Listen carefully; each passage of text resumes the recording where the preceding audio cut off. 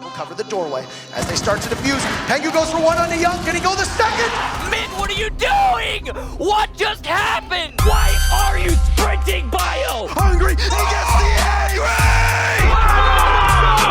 Oh, he's Moringa, are you ready for this? Oh. Yes! Pengu, are you kidding me? That's it. Why am I so much better than you? God damn! Hello and welcome everybody to another episode of SiegeGG Live. I'm Shikhar Gupta and with me hosting is of course the one and only Hunter Cooke, and we are here to bring you the breakdown of the group stages, what happened here in the Sweden Major and what we're going to see with the playoff bracket hopefully. And we have two great guests with us. Joining us, it is Andrew Dvcky Amos from Dexerto, and we have the Team Vitality assistant coach, Helbee. How's it going, guys?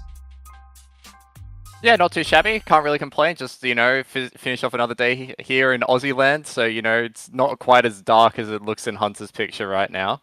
And, I'm a little bit sad about the Chiefs yesterday, whatever time zone you rely on. But, it's been a really, really good major for APAC so far. I'm keen to talk shop. Well, on a personal note, it could have been a little bit better. 1 point away from making it to playoff. I would much rather be there, but you live and learn. Indeed. I had a lot of faith in Vitality. I saw that. Mm-hmm. It nearly paid off. Like I think this was a great tournament for y'all. I really like what y'all are building over there. I think people are surprised that we performed this well, but for us, it's more like of a disappointment. It should have been better. Should have been smoother. Yeah. Well, kind of vibe I got. In terms of like raw surprise, to actually like jump right into it, let's just go ahead and talk about this group. Group B, let's go. With Vitality specifically, since we have you here, Helbee, I don't necessarily think that many people are surprised by where you place. Like third is where I think most people had you. I think most people are surprised by how you got there, like 2 victories over Team 1, even though one was in kind of like a meaningless match. That's not bad at all. I would contend that your 7-5 victory over Team 1 was one of the best games of the group stage entirely.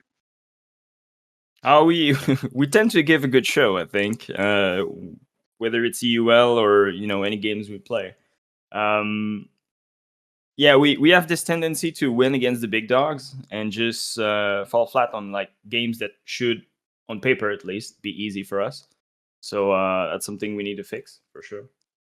Because even for if you only look at EU League, we're like 1 point away from making it top 4, which would on other season probably given us also the Mexico Major and so on.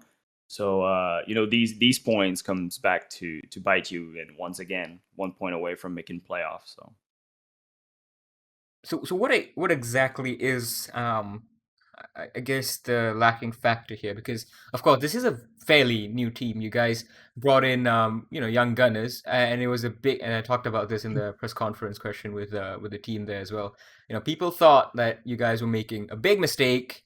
Dropping that Fabian Goga lineup. Like, dude, these guys are like 2-time world champions. What are you doing? Blah blah blah. Speed run to relegation. That was the joke being made. And then you come in here. So it seems like it's just a matter of experience. Is that correct? That you guys feel you will get there? Well, it could be for LAN. Like, I don't want to make the excuse of like, it's the first LAN and we're here for experience. No, we were here to win. We were here to go. We were disappointed by the result. With young players, they're new players who don't have much experience at LAN, but they're also young players. So with that comes new challenges at LAN events. There's things that they probably didn't experience before that they need to process. Then again, I'm not exactly sure 100% what happened because I was stuck at home, not being able to go to the major. So I'll obviously need a debrief and talk to them a little bit longer because that was not the time during the major to do so. Lilun was with them, so she can handle it. She's the coach. So that was not my place. I was more of a supporting role, stats, suggestion, trying to like get an out of the team opinion about what we should do. So that for sure is gonna be something we need to go see. But it's it's experience. I don't think we're on a downward curve. I think there's still a lot to do to go up. We still have space. We still have the talent to do it. So it's just let's do better next LAN, and we go from there. I just want to add on to that as well. Is like, and I've got this from like just speaking to a couple of the other players as well. Is like the fact that we've had the LANs come back, but there still has been like minimal crowds or no crowds, has just made it so much easier for players making the transition from playing from home to then going to LAN and then going to LAN on crowds. I'm not sure if this is the same situation for your guys, Helbee, but it's like when I spoke to like the Chiefs guys or previous ANZ guys, it's been like having that slow transition back to the LAN environment actually makes it a lot easier for those younger players. I don't know. Then again, we have the young new players we have on the team. I don't really know how they would handle it, but I know like Bibu and Rise. I know they can play with a crowd. I know they enjoy it. Having like people like I've been to LAN also, and like I remember in Rally against Empire, the whole crowd like shouting "Let's go!" For us on good round, for Empires on other good round. It brings a different kind of energy that I think is good. I don't really see the crowd as a stress inducer, but I know it could be for some players. But like once you're in the game, once you're there with the noise cancellation, you feel more like a vibration. That's, I think, brings some energy and positivity to the game, more than stress anyway. But it could be different for other people, for sure. Yeah, it's an interesting approach, I guess. So yeah, you guys were really close. And I guess let's talk a little bit about you guys and Sandbox, who I guess for most people, even for us, for Hunter and I, they were a surprise with how good they are. Like we didn't expect them to qualify because I mean you have Dark Zero with Canadian, you have you guys who are looking very good suddenly at the end of the season, coming out with a very good run of form. And in Sandbox, we were like, oh, these guys, they didn't have an org, and there's good reason to believe that they could fall flat on the face. They were terrible at SI. But then you guys come in, and they come after a very good game against Dark Zero on the opener. It's a 7-3 loss, and then a 7-1 on the final day, which eventually causes you guys to lose the spot. So what happens? Was Sandbox better than expected? Well, Sandbox was definitely not as well. We can say a surprise, I guess. They play a style that's very aggressive, very up in your face, but it's also very spread throughout the map. So you need to be ready for anything at any time, at any point. And it's a style that you need to get in the game against them. You need to be very confident in your gunfight, in your 1v1s, because they're gonna force it upon you. And it can be hard to deal with. And well, I mean, they came out gunning, and clearly this LAN they came out gunning. It's really, there's no way around it. They came out gunning. And if you look back at some of the games, sometimes even the observer have a little problem keeping up with like where they are around the map. And it's like you watch an action, and all of a sudden it's like, oh, hey, they're on side behind the other team. The other team didn't even know. The spectator didn't even know. So they're fast, they're quick, and it requires a lot of confidence that evidently we didn't have on that game. An uncharitable way to describe APAC teams that play with this kind of like raw aggression in the past is kind of crazy. They're nuts. They just beak everything. I think the most charitable way to describe it, this kind of play style, is unpredictable. To give them the most absolute possible like benefit of the doubt, and Sandbox played unpredictably. I think that at the very least is true.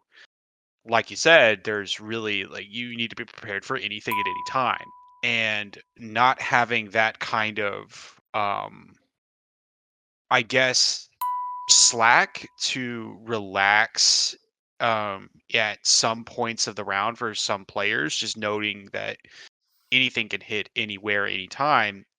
That is not necessarily something that you experience when you play a lot of teams from other regions, but it's very fast becoming the de facto way to play Rainbow Six.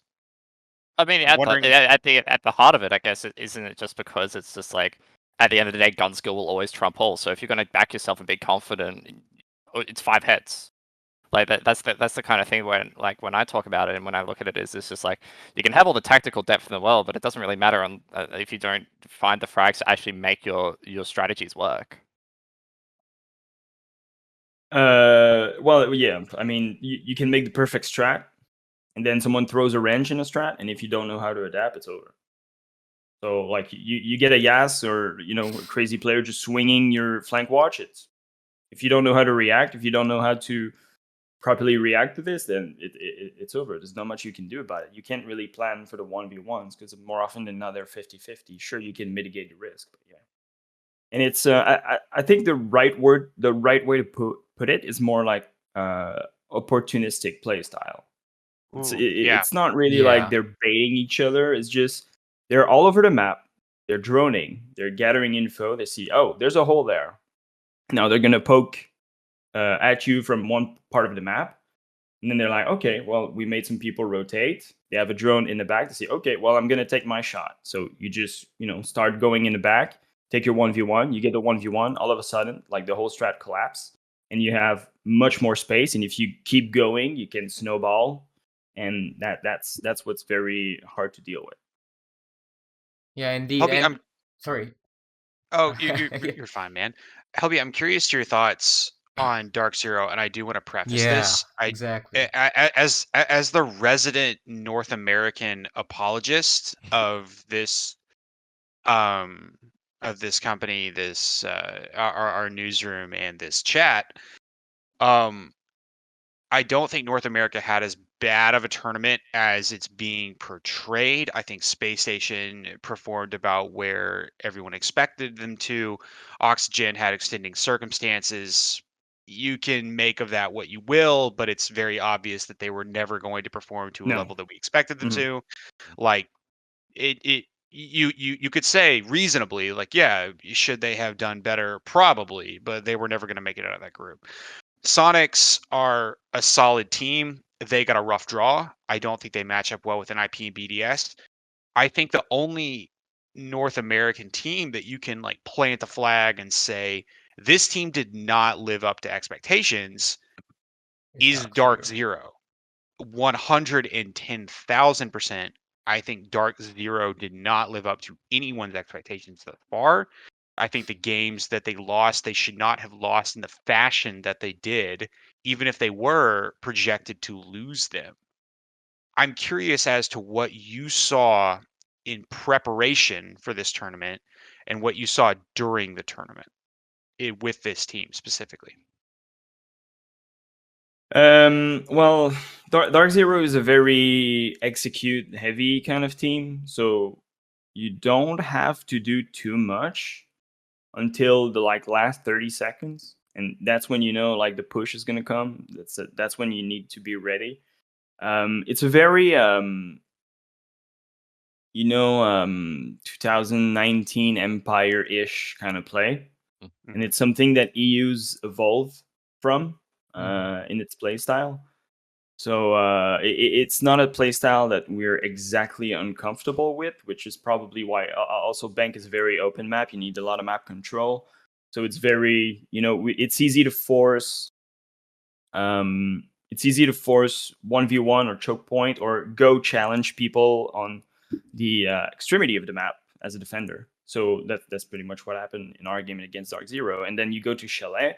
Chalet is a map that you can just sleep outside of the map, cut some angles, and don't really expose yourself. And that's where they were very successful against us. So it's a team that's very step by step.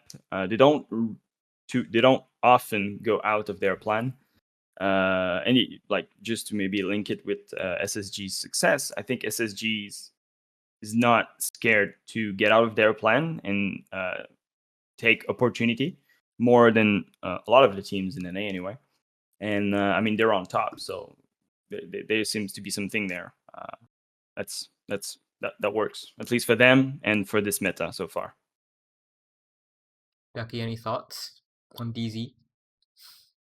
I mean, without having actually watched a lot of Group B outside of the APAC games, with the sleep schedule that you have to maintain as an APAC fan for Siege, you kind of just stick to what you know. But like the thing that just struck my mind, I guess, with Dark Zero and it's kind of just Group B as a whole, is just how swingy the entire group was and how it was just never really close. Like it was just you would always one team would just always get it on top in like the first 3 rounds, and that would dictate the entire pace of the game from there.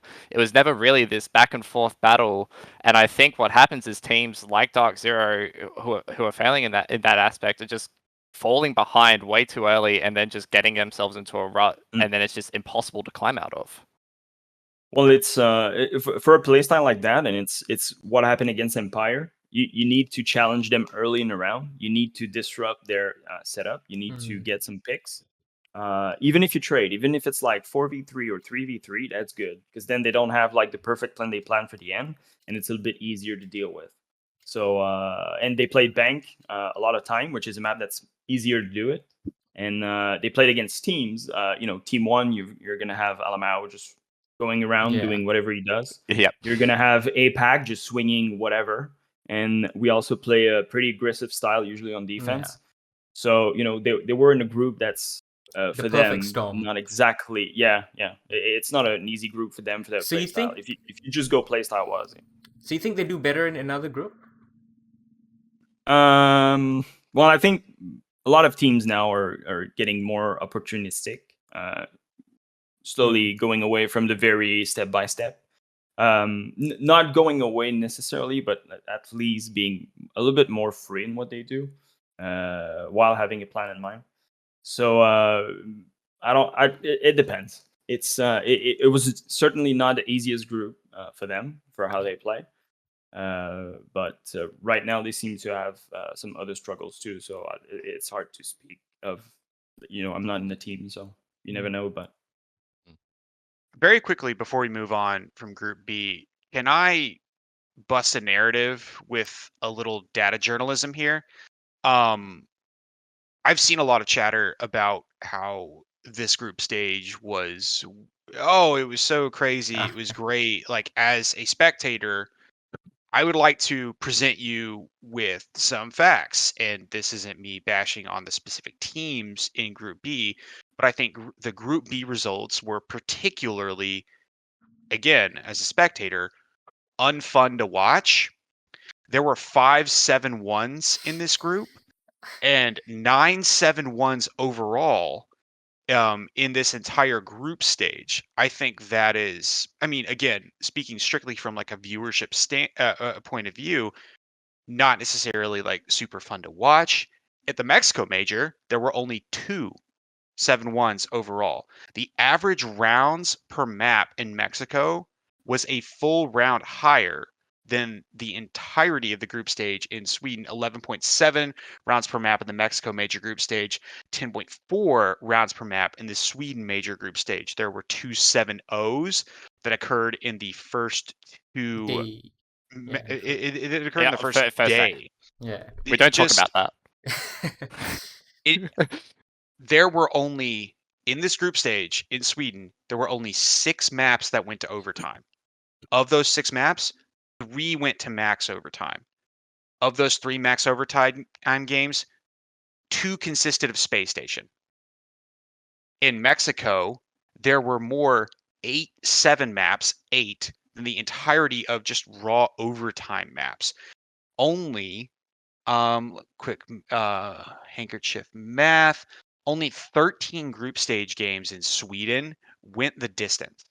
That means they ended before 7-4, which like 7-4 is kind of like, from what we've seen borne out in other group stages, kind of like the bog standard for like an average group stage game. More often than not, someone wins 7-4. 7-4 is the most common scoreline between the 2 majors. This was not and this isn't a slight to any team. This is purely from a viewership standpoint. This was not an entertaining group stage. This was full of blowouts. This was full of massacres. for a myriad of reasons. You can point to Oxygen, you can point to Invictus, their specific situations, having to play their coach. You can point to imbalanced group stages. You can point to the Group of Death as an example, or Group D as an example of a balanced group that produced quality Siege that was very, very comparable between two teams at any given time. For whatever reason,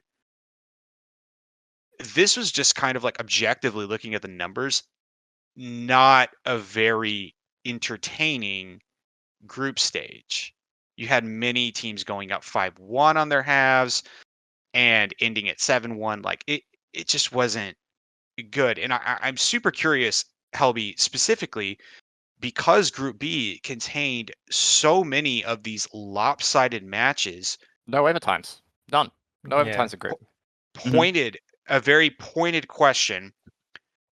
How important is momentum when we are talking about this new era of Rainbow Six that is hyper aggressive? You're peaking everything, you're taking risks. We're moving beyond the kind of like step by step, very careful planning into like you said, an opportunistic era. Is that making a factor in the watchability of some of these games? Well, on our side, I mean, if you look at them, it's I think there's Team 1 who destroys Sandbox twice on Coastline. Yeah. So 7-2, that could be, 7-1. you know, running it back was not the play. So they like Team 1 is just obviously better on Coastline. So that could explain it. I know on our side, we destroyed DZ, then they destroyed us. There's a Could it be palindrome, just 1771. Could it be just like map choice, or could it be just momentum? I mean, for sure on our group, there's we know when we have the momentum, we're unstoppable, and when we don't have it, we need to claw our way back. You've seen it in like the secret game on EU League.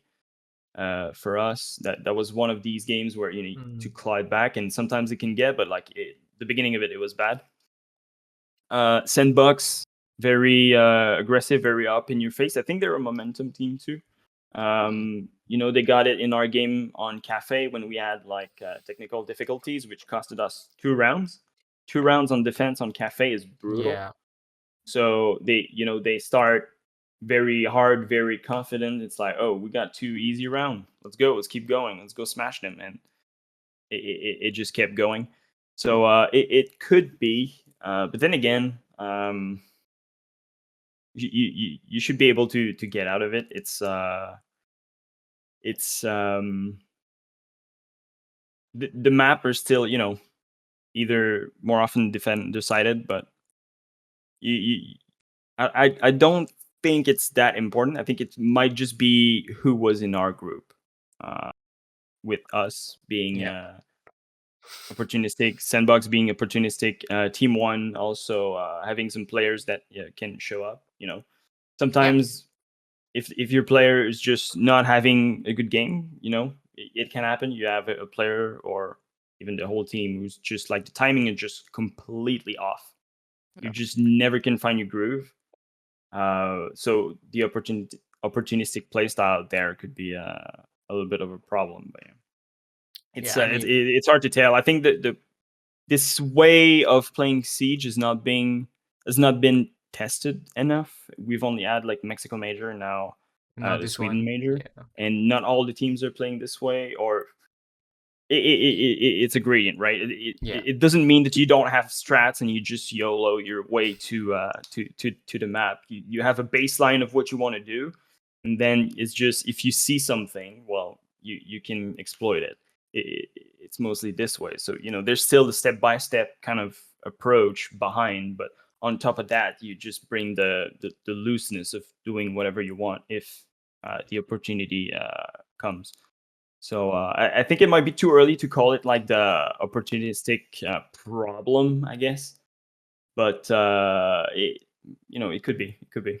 I wouldn't Maybe. necessarily call it a problem yet, but I would definitely call it as like an Right. adaptation that teams have to Mhm. like start making and actually start Correct. realizing that you can't get away with the old 20-second meta anymore and like just Mhm. constantly sitting back. It's like you've got to play with these high presses on these maps and actually start taking fights, because it's the gunplay and the gunfights that will get you the edges in these rounds that you can just snowball out of control. What's Wonder if very it could also clear, be a factor of BO1. You know, Mm. sometimes Yeah, BO1 that you can you can hide a lot of things in BO1. You can hide a lot of flaws. You can have a lot of crutches. So it could be also a factor of BO1. when we talk about opportunistic and just like swinging everything and how beneficial for teams it is now to take those risks as opposed to how it was during the 20-second meta, what's very evident is that it's not going to change. This isn't We're not in a situation where Ubisoft is going to like throw it back to the 20-second meta. If Yeah. anything, it is going to get more aggressive based on everything that they have said they're going to change in the game in the future, based on everything that, I mean, personally, I have talked to developers and they say they want for the future of the game. At this point, it's adapt or die. And if you're not figuring your shit out, if you're not figuring out how to play in this meta, then you're behind and you're going to be behind. And that is not going to change. Waiting for something to change and not adapting to what you have in front of you is just, to put it simply, not the play. And that is where I think the difference between a lot of the really strong teams that we're seeing coming out of Korea and LATAM, and the difference that they have between some of the kind of like middling North American EU teams are, you can't wait. It's time. It's time to change. At this point, if you got knocked out in groups at the Sweden Major, it has been 2 international events. It is time to change your play style. It is time to change up how you do things. If you are failing to get done what you need to get done and win the games that you need to win, it's not on the developers anymore. You can't blame any kind of like crazy meta. It's on you as a player and you as a coach to adapt. It's very obvious what the direction of this game is trending in. Yeah. It's not a secret anymore. There isn't some like arcane um undercurrent knowledge. Like, you're not having to like read tea leaves anymore. You have, at this point, I mean, about a week's worth of Team One VODs to read up on, who I think play this meta better than anyone else. If we're talking about an opportunistic play style, no one takes more of these opportune moments than Team One. You have so much chance to learn from them. It's time to adapt. It's time to evolve. This game is not going back to what it was. Yeah. It, Speaking is that a of, bad thing or is that a good thing? Sorry, to put a cap on that. Is that a bad thing or is that a good thing? I don't know. Yeah. That's not for me to decide. That is for players and coaches to delineate among themselves and say, like, okay, yeah, like Siege was better back in the day. And you can make that argument, but that doesn't change what it is now. And that doesn't change where you have to move if you want to survive in the current landscape of Rainbow Six Siege esports. It's time to move on. It's time to we can no longer say the meta shift is the reason why LATAM and APAC teams are good in this meta. It's no longer, you've had a year. Time to move forward. Yeah, I think and there's some stigma around that. There's definitely some stigma Oh, around yeah. the way of playing, and I think it comes from not exactly understanding like what it is, partly, and partly because the spectator camera does a very, very, very poor job at showing information, drone, Yeah, and the and replay function overview is of what. busted half the time. And just the spectator can show info, overview of what's actually going on, because it's not just a random pure. Oh, I'm gonna peek that for fun. It's Yeah. We have info. There's someone there. You can bait for me. I'm gonna peek him. He's not gonna be ready for his gunfight. You take the gunfight and you just go away. And all of a sudden you relieve some pressure. It's really surprising, and you know, Hunter said Team 1's the best at this, and we have actually talked about everyone in this group except for Team 1 so far. So let's very quickly, because we have run very long on this group, obviously. But Team 1, they, of course, Dark Zero were not up to snuff. So them beating Dark Zero, I guess, is kind of like, yeah, you know, it's supposed to happen. Them beating Sandbox it seems like Sandbox completely misunderstanding what Team 1 does and taking them to coastline twice, as you said, running it back. Horrible idea. You got absolutely smoked. They were saying to me in the post-match interview, like, oh, the game was too early. We weren't like quite ready for this. We didn't wake up. We couldn't communicate. We weren't flanking at the correct time. Which but I'm not sure if this is like, I'm not sure if that was a translator issue or not, but Yeah. the exact words that they said were we were sleepy, which also is one of which, if that is not a translator excuse, is one of the more ridiculous excuses that I have heard Yeah. in my time covering competitive anything. I'm gonna step into like the bat in here for this, because I spoke to the Chiefs guys about this. I spoke to Digital, and it's like these guys who are coming in from APAC on a GMT +9, GMT +10 time zone, and they're adjusting for an 8-hour into Europe. That is the worst time zone to adjust for jet lag for when you're flying in from Asia and ANZ going into Europe. Absolutely sucks. And you know, these players are feeling like jet lagged, and like the first game of the day, they're typically okay, but it's the second game of the day that absolutely roots these players. But they gave that excuse after the first game of the day. They so gave I that. think, They did give it after the first game, but I feel like you can. So It's still somewhat like not necessarily I as guess bad of an excuse as like correct, it's but thought then, to but then be, but if it you is look at still. you look at the direct comparison. They were very kind to take us to coastline again and give us a very direct comparison of the first game in Yeah. your first match internationally since SI, and you know the last game of the group stage that you're gonna play. And they got destroyed. Like, so it's clearly that, you know, Team 1, they are doing a lot better at And maybe handling Sandbox saw coastline. something. Yeah, they clearly Maybe Sandbox thought saw they did. something in Coastline. Yeah. Like And they just couldn't make it click on. So- they again. couldn't make it over the line. They made it out of their group. Yeah, I mean, absolutely. They're doing something right. I mean, we'll obviously see in BO3. Well, maybe not in. Maybe Not the we first won't see one, it in maybe. the quarterfinals Yeah. because they play against each other. But we'll see it in at least the semifinal if they go through. Yeah.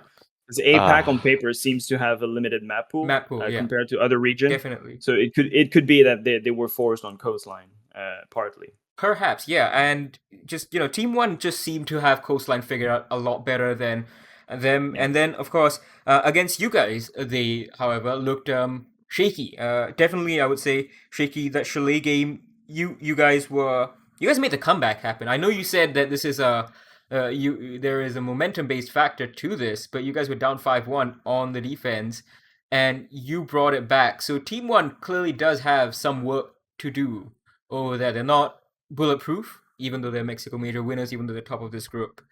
And they're gonna have maybe a bad time Chile in the future.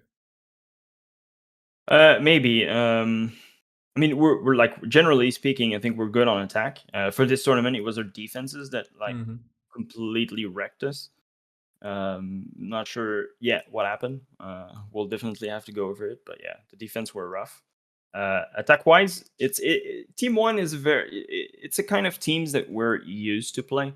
There's a bunch of them like in EU. It's a similar style ish with like a free player and structured, but you know, opportunistic. They're gonna see something, they're gonna all push together. We're used to it. We're comfortable in this style of play, so it's I think it's something we can handle well, and it might be why we perform well. And Chalet is also very attacker sided, so you know, it might be 5-1, it might look dire, but it's still Chalet. So yeah, it just kind of didn't work out for you guys against DZ. That's all, because it looked like, you know, people Right. looking at it like, oh, they're 1-5 down again. They're gonna go under attack, and they did it against the Mexico Major champions. So obviously, gonna do it against Dark Zero, nothing. Blah blah blah. But I guess sometimes it just doesn't work out.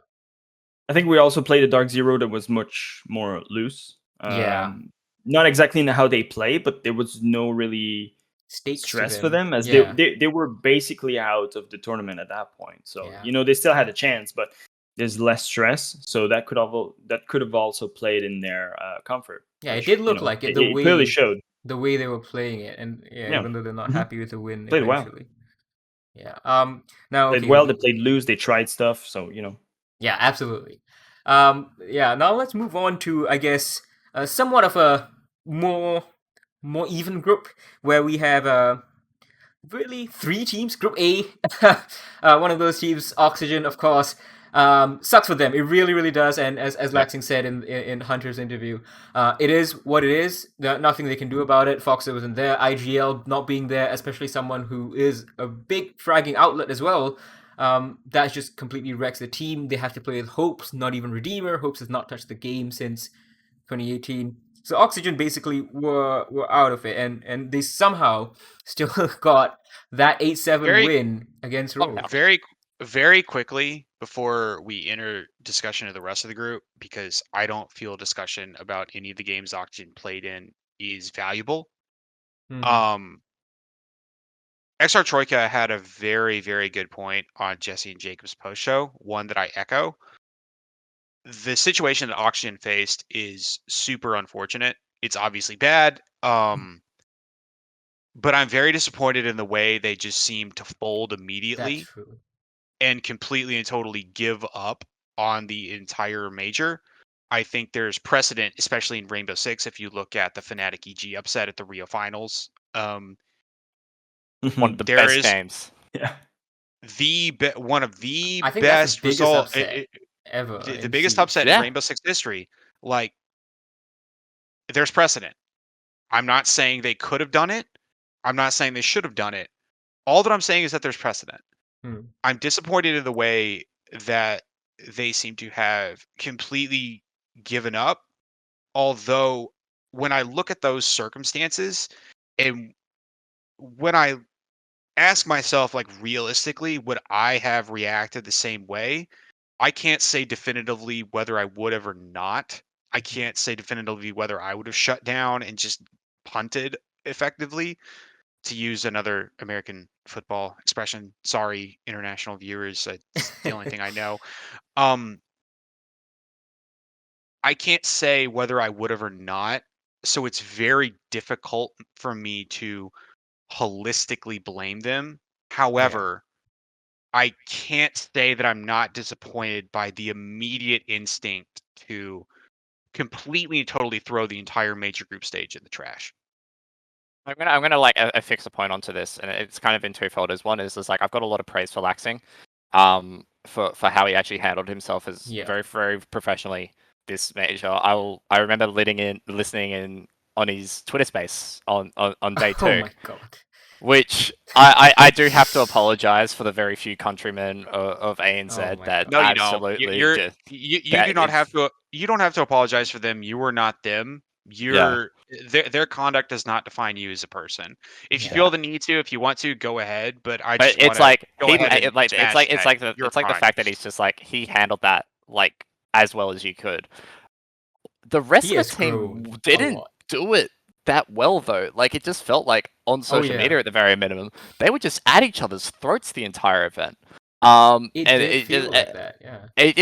might have just been like, all right, yeah, these guys playfully bantering with each other, whatever. But it actually felt like they were constantly at each other's throats the entire event, and it just felt really wrong to read it that way.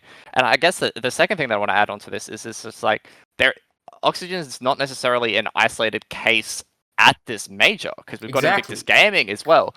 And the one thing that I've criticized about, I guess, the discourse at this major when it comes down to Oxygen is the fact is you've got a team in another group who has the exact same situation. Sure, they have their 5 players on stage, but everyone's just like, all right, yeah, Gig's okay, whatever. Like, they lost Hysterics. Like, he's been such a good player for them this year.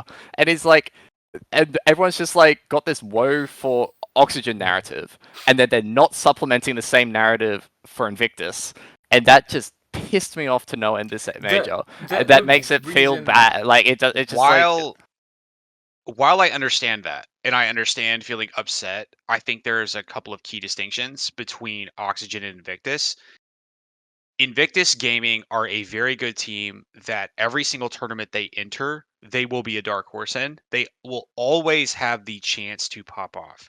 I think Oxygen entered this as one of the group stage favorites, and I think that fundamentally alters how we should view expectations for them versus Invictus.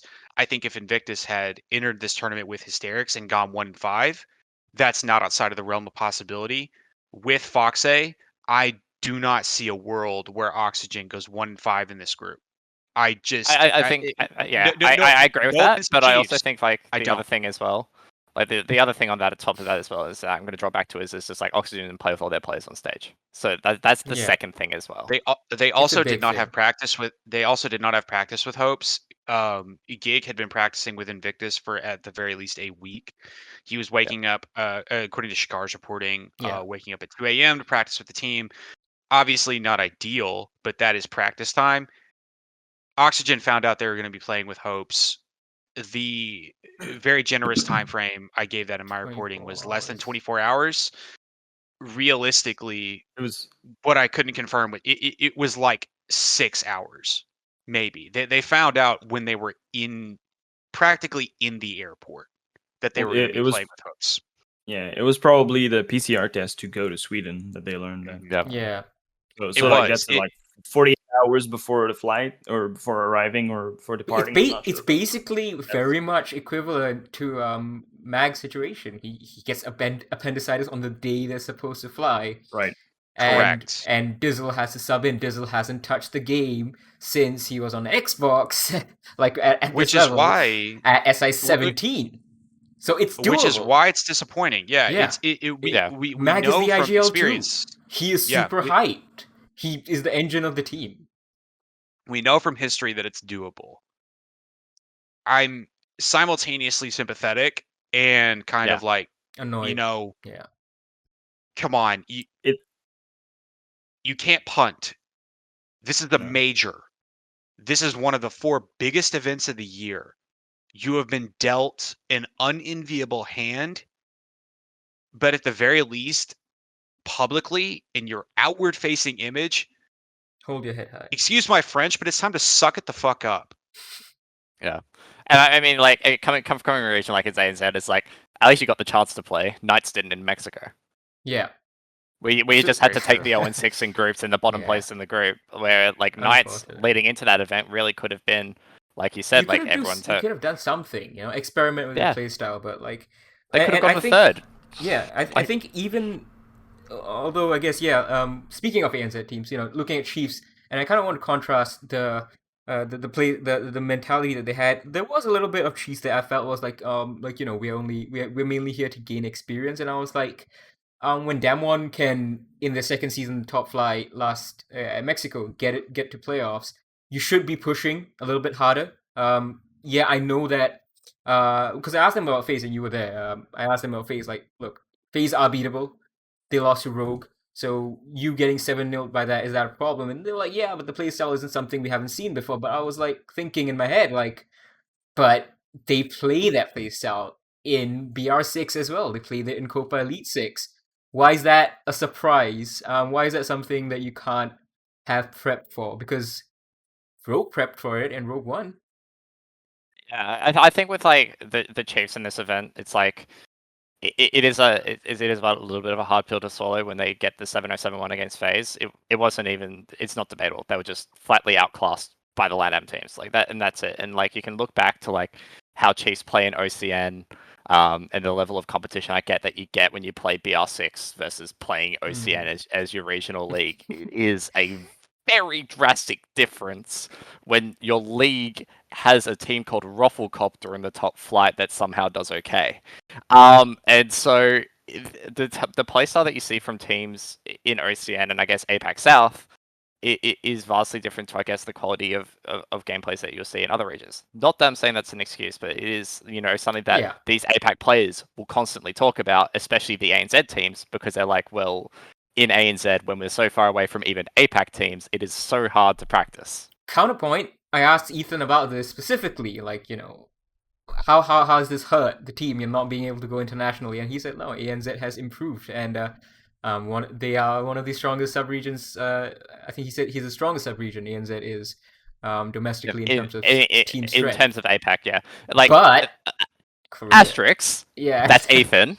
yeah, That's just Ethan. I know. A second like- asterisk as well is like it has improved, but it's still not to the Correct, level of yeah. other subregions. But it's doable. I mean, the yeah. point is, Damwon did it. Chiefs can do it. I mean, Helbee, what? Like, suppose you were coaching Chiefs, and you know that this gulf in skill exists. How do you approach this event? You know, how do you look at Faze and Rogue? It's honestly, if you know there's a big gap, your best shot is to do cheesy and fun stuff. It is just be surprising. Just approach it with like just approach it like you already lost, but approach it like it doesn't matter, and you just go loose. Just do whatever. Just throw a wrench in the whole system and just do you. Just go in. And that's your best shot when you're outclassed, and you've seen it in the past. It's a very, very old game, but I don't remember if it was USN or anything, but I think EG lost to a team of like Disrupt. Rank Star. Was it Disrupt? I think it was it was Disrupt, but it was like young ranked player. I'll call them ranked player just for the sake of the show. But underage or something. It was young, unexperienced in high level players, and they just came out swinging. Yeah. They just played the game, and it worked. And that's usually your best shot, because then you force the big team, like you force them to take a step back and be like, okay, we need to play differently. And sometimes teams won't do that mid game. Yeah, I think it takes a while to realize it. The one major criticism that you can give of the Chiefs this major is that they played, especially on defense, the most passive style of Siege I have seen in my life. It was a very, very, very, very passive style of Siege where they would just freely give sight. They would just do it, and then they would play for retake in a 3-on-3. They would just freely give sight. They did it so many times on both their clubhouse games on day 2 that it was just watching it, and it felt like I was pulling hair out at sometimes. They did it against IG on the penultimate play day as well. It was pretty bad at times. Yeah, so it's just like the Chiefs do have this issue of where they play too passively, which is a shame because they've got guys like Worthy on their team. When you just say Worthy go kill, he will get you a quad. And I think like maybe they got a little bit scared, especially after the first Rogue game. Because that was really 3 points that went begging on Bank. And when you look at the group now, that game is the ultimate decider of who made it out. Was if Chiefs won that game with the 3 points like they should have, they would have been above. It would have been 10 points to 8. So it would have Chiefs would be out. No, they still got a point from it. So they would have been 9. Rogue would have been 9, and Rogue, if they smashed them as they did in the second game, the round differential would go in favor of Rogue. But I think you can make an argument for momentum as well. It's just like they kind of like they got to the 6 rounds especially, and then they just kind of put the foot off the gas, and I don't think they put it on until they played Oxygen the next day. And so it's just like they played a little bit scared, and like the rest of the group they just got completely exposed by playing that scared against FaZe and Rogue. Yeah. But again, Oxygen, like you have to put a massive asterisk towards any game that you played Oxygen in this major. Sorry, Hunter. Helbee specifically, I'm interested in your breakdown on Rogue. Yes. This is the team that you're very familiar with. Parachuting into EU, you're very familiar with Rogue. I view Rogue as very streaky. And for that reason, I think this group was one of the more interesting ones going in with Oxygen, who I would also, if I'm trying to uncharitably describe Oxygen, I would describe them as streaky. I would also describe Chiefs uncharitably as streaky. And Faze Clan, I would also describe Faze Clan uncharitably as streaky. I think all these teams, this was such an interesting group. Like if a team gets hot, they get hot. And when they get hot, there's really not much you can do about it. I'm interested in learning more about Rogue beyond that characterization. There's something happened with Rogue. I don't exactly know because I'm not in the team, but it seems like there's a weight that was lifted off their shoulder, and they play a little bit more loosely, but not loosely like they just do whatever. More loosely like they just play. They're not burdened by something that they were burdened before. And you've seen it in the form. I think AC has had a pretty abysmal stage 2. Yeah. But now stage 3 is coming back. It's better. It's more akin to the ACs that we expect, right? So not exactly sure what happened there, but like something in the way they approach the game, the tournaments, or just everything in general. It seems to be a weight off their shoulder, and now they just play the game, and it's working well for them. It worked out well in U League. They managed to get the 4th position, save themselves from relegation, which is a pretty dire position to be in. Yeah. They were about to get relegated. They were close, and then they just zooped back in, made it to the major, and now I think they're they need to win, and then they might be an invitational too. And So, Hunter's just sitting down there, just like going, please. Cross fingers. It's TSM, right? Yeah, it's TSM. Yeah. Journalist, I don't root for specific teams. I think it'd be better. Whatever.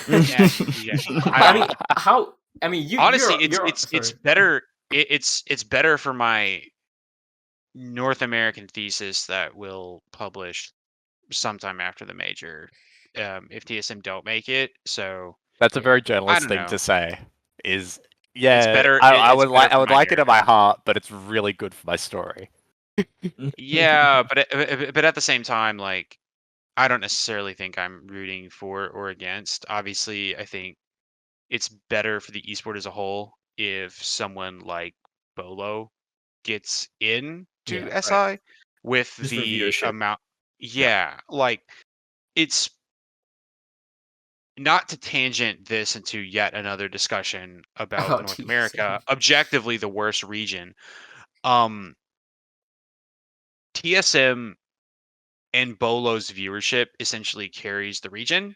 It is obvious when you look at the VODs of TSM games and the viewership of TSM VODs as compared to others. It is incredibly apparent. It's like 10 times the difference. Yeah. Even at our level, if you simply use a picture of a TSM player as your header for your article, even if it is about North America, the region, there is enough data to suggest that tangentially referencing TSM or mentioning them will bring more viewership to whatever kind of media that you post. Yeah. It's better for the esport if they make it, or better for the esport. That's a very asshole thing to say about Rogue. It's better for viewership. Two of Helbee's ex-teammates too. You're seeing that? Yeah, I don't know if I don't know if it's better for the esport or not. That's a very poor way of phrasing that on my end. All that I know is that it adds an extra about 8,000 English-speaking viewers at least. Yeah. But I mean, okay, let's loop it back to Rogue very quickly. I mean, you said Helbee, you said they're playing a little bit freer and a little bit looser. Leon as well, he's regained his form. Not only aces, he kind of looks like that Leon that we saw with you on Team Secret. You know, who was kind of missing for a while. Meepy's being head coach seemed to have really pushed this team from where it was last year. It was like a very sketchy team. And then Meepy joins in March-ish with Rogue, and after that, now they suddenly it was after the collapse of V United, I think, right? Yeah, and he was temporarily on Altiora, and then Altiora didn't want him, right? Which was absolutely preposterous. That whole dumpster fire. Yeah, yeah. And then after that, he comes here. So I think what it looks like to me, I know Hunter says that Rogue are streaky, but the progression that I've seen for Rogue has been they are becoming a lot more consistent. Is that something that you agree with? It's I don't think they play much differently. It's just they play. Like they used to not win gunfight. It was a bit more individual, but like the general idea of how they play is still the same. They just play it better because they're not burdened by something. Like they're not carrying this weight. They're just playing, and that's there's something to it, right? You just because when we were on Secret and we got to the major, we weren't supposed to be there. We were a Challenger League team. We just came to play. We just had fun, and it worked. And it seems to be a little bit this way for the Rogue right now. They seem to have fun. They seem to have fun together, and it works. Yeah. Our friendship. The power of friendship. Yeah. Well, The power of fellows and friendship. The famous Doesn't quite lines they work. added after TI8. Apparently, it doesn't quite work the same way in NA with Exit though. The buff of not having to be a specific thing, of not having to try and fit a square peg into a round hole, is a far bigger advantage than most think. The most dangerous team in any tournament is the team that has abso-fucking-lutely nothing to lose. Yep. Period. End of story. If you have nothing to lose, you're willing to do whatever you can to win. Well, it's a form of easy confidence booster. Like you can either go in and say, "I'm the best. I'm like the absolute best," like G2 before. They just came in. Everyone was scared. They knew they were gonna win. They just won. That's it. Yep. The alternative is we're not supposed to be here. We're just gonna have fun. Whatever we play, and you see that translate into whatever, which looks like confidence in game, which can rapidly snowball. Now, Definitely. speaking of confidence and snowballing results, oh my god, Faze. Holy shit. 5-1 these guys go. The only loss to Rogue, and it's a close loss. It's 7-5, so it's not like they got outclassed. Rogue really did their homework, looking at those first two games against OXG and Chiefs, and then after that, they came out strong. And then in the second matchup, Rogue got smoked by Faze in return. So these guys are looking so good, and I know when we had Jesse on earlier in the pre-major one, Jesse was like saying like, look, I'm not very confident because Faze is going to swing everything and that kind of thing. I don't see it translating very well. But I was very hard on it because they played the Copa Elite 6, as you say, seemingly with zero fear. They missed out on the first international event with Mexico in 4.5 years. And then after that, in stage 3, they were like, okay, screw this. We're just pushing for whatever we are getting, and we are just going to extend our advantage wherever we can. And first day, Fortino does wonders to that confidence. And after that, they come in and smash everyone else except for Rogue once. It just felt like they would never lose a gunfight. You would see the camera would just be fixed on like Bullet, and he would walk around the corner. He's like, all right, he's gonna get 3 kills here. It just like they just walked in with such preposterous confidence, and it was like, sure, they got like slapped back down after the 14-0 day, which I think is going to be like when we're talking about for the years to come, one of the I guess the biggest talking points in major history is the fact that someone went 14 an undefeated day at the major. It is the best day in Rainbow Six Siege major history. The only thing comparable to it was Space Station blotting out Mini Golf Gutta at a dream hack, which is I would like to posit this for the skeptical people who are doubting what Faze Clan can do.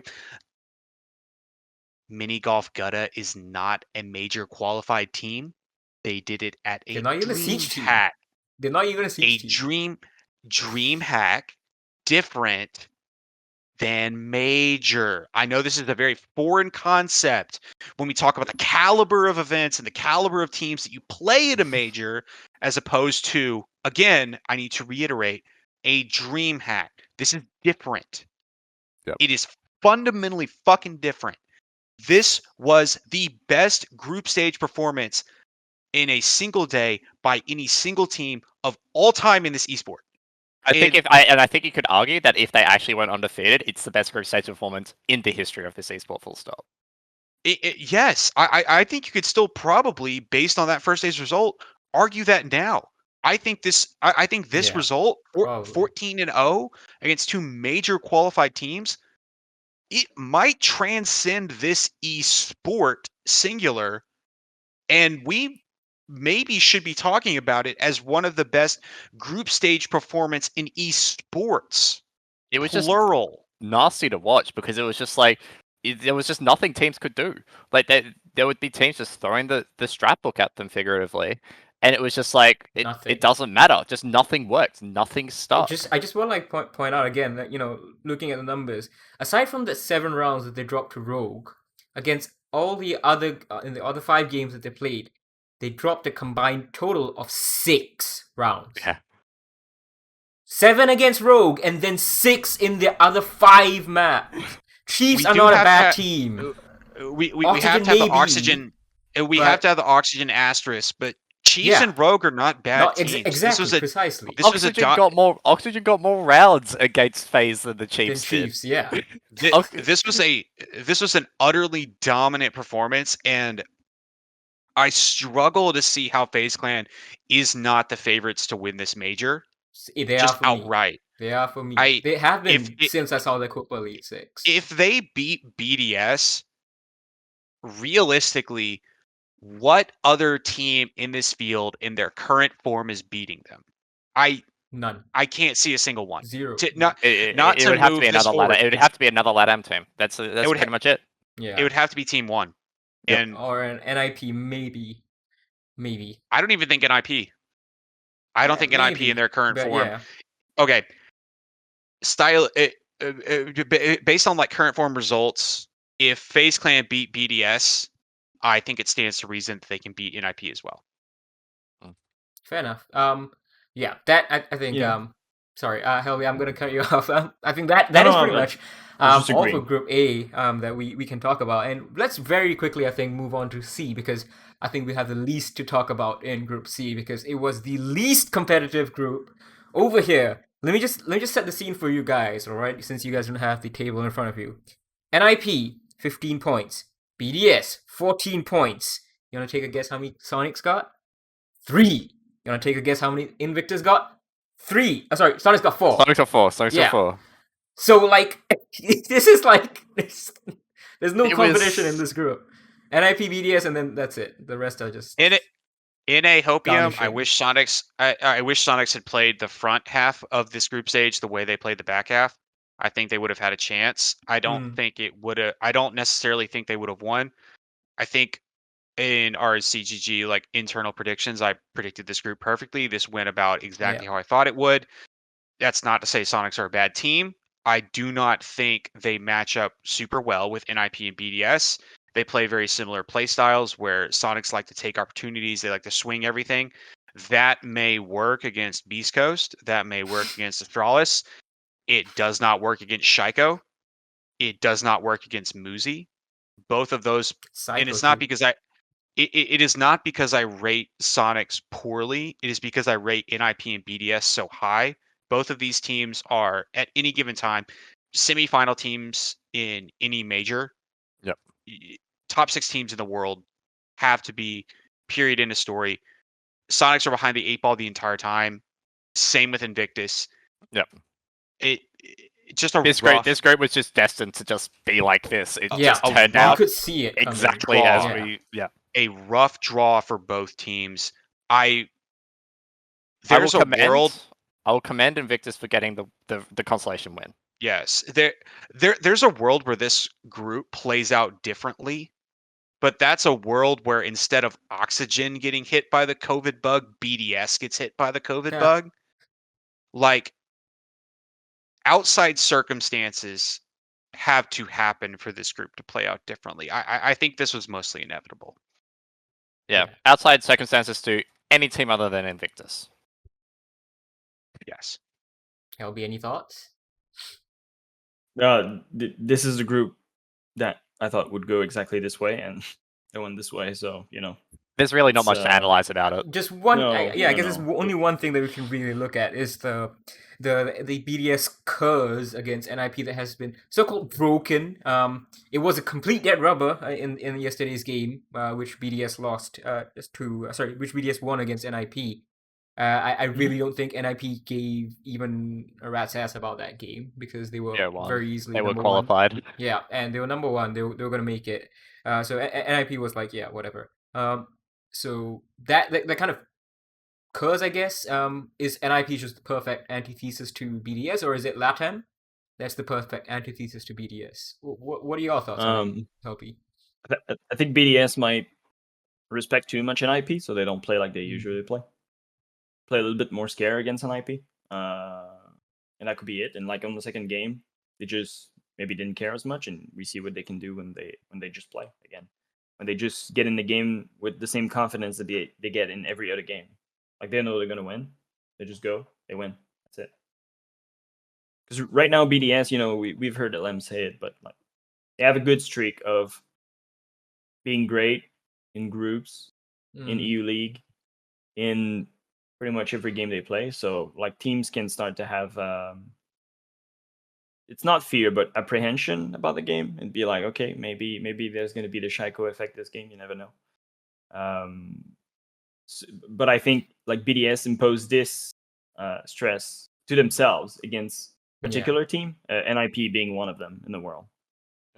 I think we're just going to see the first like real true test of like it when we get to playoffs, because I think like BDS against FaZe is going to be by far the most exciting matchup in that first row of games. And if you don't want to call it too much too early, it is one of those games that you kind of look at and it's like, all right, the winner of this is definitely going through to the grand final, probably, and very much potentially the winner of the major. That's a good shout. If BDS can take down this FaZe, they'll get to the final. You absolutely take any logical, reasonable person, despite how good Korea has been at this major. You take the winner of NIP or BDS over the Korean team that makes it out of the Korean hell in a cell that we have unfortunately been saddled with. The one thing I do want to touch on with this is something Helbee said. BDS got away from what got them to this major. There's a very famous American football coach. He coached for the University of Texas by the name of Daryl K. Royal. They named the stadium at the University of Texas that seats over 100,000 people after this man, as he was so important to that university and their football team, won a bunch of national titles, is one of the best coaches to ever coach sports, period. The most pertinent thing he's ever said is a very Texas phrase. He goes, well, we're going to dance with the one that brung us. And basically for the non-Americans here is you do, in a big tournament like this, you do what got you here. When you get to this level, it is not the time to change. It is not the time to pivot, to play a different style. If you were aggressive and it got you to the major, you play aggressive in the major. Through some reporting with Sonics, I think that is exactly what happened to them as well. I still don't think if they play normal Sonics Rainbow Six that they make it out. I think that's just a tall order. But maybe a couple of these group stage games look a little bit different. Maybe they don't get 7-1 a bunch of times. I think there's value in ascertaining that maybe they don't win, but they look a little less shitty in the process. I think that's exactly the case with BDS. And I think if BDS plays the BDS brand of Rainbow Six, then they have to be a favorite. Now, it remains to be seen whether they're going to do that or not. But if they danced with the one that brought them to the dance, if they dance with that style, hard to not call NIP or BDS, any team we want to call, the favorite. I think the group stages of this group in particular, the games were pretty disappointing in that a bunch of teams that normally we'd see throwing everything at the wall and like seeing what sticks and being able to adapt it on the fly didn't do that. I thought a lot of teams every team outside of NIP played extremely passive. Invictus for good reason. Just hobbled. They're hobbled from the beginning. They were already behind the 8 ball, having to play with Gig. And Gig performed incredibly admirably in place of Hysterics, but let's be honest here, he is not Hysterics. I don't think that's an insult to him to say. He's forcing the team to shift around to accommodate him. Yep. Mm-hmm. Okay. Yeah. That's C. That's pretty much C. Yeah, that's pretty much Group C. Now, let's move on to Group D. You talked about the Korean Hell in Cell. Let's talk about the other Korean, the one I think are going to be favored in that matchup. Damwon Gaming. Holy shit! Second major in a row they come in. People are not treating them like jokers anymore. They're not treating them as fresh-faced, inexperienced team. They know what they can do. They've seen them beat G2 and NIP on Clubhouse. People take them to Clubhouse 5 times here. Space Station loses twice to them, and so does I think only Furia beats them there. Yeah. Not. Of course. And I'm not gonna appropriate like Korean national holidays, but if there is no holiday on November 9 right now, they should name it Yas Day, because whatever the hell he did against Space Station, I want to see more of that. I was watching it with like Def Martyr and a couple of the OCN guys, and we were just sitting on the edge of our seats, and that round 14 quad kill that he got, just my it was God. such That a was good so game. important. That was so important. Yeah, because they were going to lose, and it's just that was like Dvcky, like all things being considered, this is the second major that they've come in, and it's not even that. It's just like they've disrupted the entirety of APAC Siege, and now they've come in and disrupted international Siege, and now it just feels like when we're talking about, all right, yeah, they're looking towards the major, towards SI now. It's like, where is the ceiling for this team? And it's like it's a passion about APAC that I don't think many people in the region have felt since the days of Fnatic and Norengo just absolutely just punching each other. Damwon has really inspired this confidence in the region that, maybe we don't all go out in groups anymore at these matches. Maybe like semifinals, like it was in the old days, is now the expectation. I'm curious as to Helbee's thoughts on this too. For those who are living under a rock and are unfamiliar with Helbee's history, Helbee's been around the fucking block. He has seen a lot of Siege in his day. I'm curious as to Andrew's illusion that that these teams are kind of like the old Fnatic and Norengo of 2019. I'm curious as to how that perception lines up with your experiences. I mean, yes, they're doing very good. The one thing that I want to see before I call like APAC really up there in the world stage is usually, again, same thing for Sandbox. They have a limited map pool. They play seasons when they can beat everyone with like playing only 3 maps, and that's it. When you get in BO3, you can't hide as much. You're forced into uncomfortable maps, and that also means you don't get the momentum right away. So they're like momentum based. It's not only that. It's not only momentum. There's like skills. There's whatever. Yes. But there's a lot of momentum, and if you don't get it right away, sometimes it can be crushing. So BO3 in the semifinals for either Sandbox or Damwon is going to be a real test. If they can like pass the test, then let's go. I'm all in for APAC. Win the tournament. Yeah, and that's the thing that I think APAC has just historically struggled from as a region is just like you've got a lot of these teams that are really good at BO1s, and then they get to the BO3 stage, and I'm going to put the lens of Chiefs off here, whereas like when you've got a team like Chiefs, who are widely considered by everyone to be the best BO3 and BO5 team in Australia, they went back to back in OCN this year. They basically have lost like 1 or 2 BO3, BO5 series across the entire year. They're as close of like a BO3, BO5 team that you can talk about when you're looking, I guess, at ANZ Siege, whether it expands to wider APAC, you're looking. But even then, you saw it in the BO1s. Clubhouse, which their map is called, it was called the Dub House. They won 12 maps straight of it. They just got absolutely rinsed on it at the major. And that just kind of just exposes like the map pool problems, which I think is a really good point to make about APAC Siege. The map pool problems that the region does face. But I think it does come with time, with teams playing in BO3s more often against international competition, which is why I'm really annoyed that we've got another APAC Hell in a Cell, because I would much rather take Damwon and Sandbox long both term. bowing out in quarters against international teams, than them playing the Korean Open at the Sweden Major. To further color this perception that we are giving off of APAC, and it's not that we're APAC doomers. I think all of us here recognize that. I mean, Damwon Kia could win this entire goddamn thing. I They're think good. they are very much that talented. Their map pool remains to be proven. Yeah, let me Pulling just... up Yeah. their most recent best of 3 result against an international team, they Liquid. lost in overtime to Team Liquid on Coastline, which is a very, very good result considering historically how well Team Liquid plays Coastline. Like, not bad at all. Like, completely showing that on that map, at least, they are on par with the rest of the international world. Chalet, they lost 7-1. Yeah.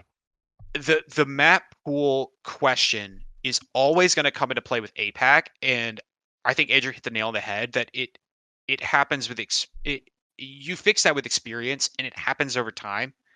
And not to belabor this point about APAC specifically, but I think the amount of money that Ubisoft is dumping into the APAC scene means that it will get incrementally better every single major that we've seen. To put out a completely, I mean, the only word for it here at 3:30 in the morning in North America is fucking insane. The fucking insane stat is that CAG earned more money, earned more scratch, more dinero, more dollars.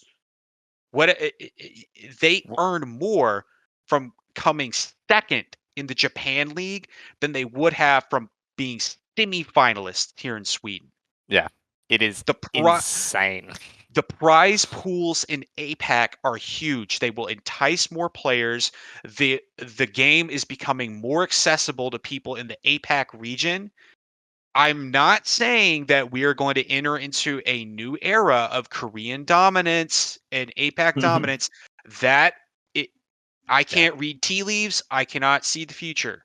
I'm saying that it is possible, and that the results in this tournament mean that it is finally time for any reasonable person to start taking APAC Siege completely and totally seriously on the same par with all of the other regions, because the sheer amount especially in A, the sheer amount of institutional support that exists in the region now, as opposed to even where it was a year ago, it's there's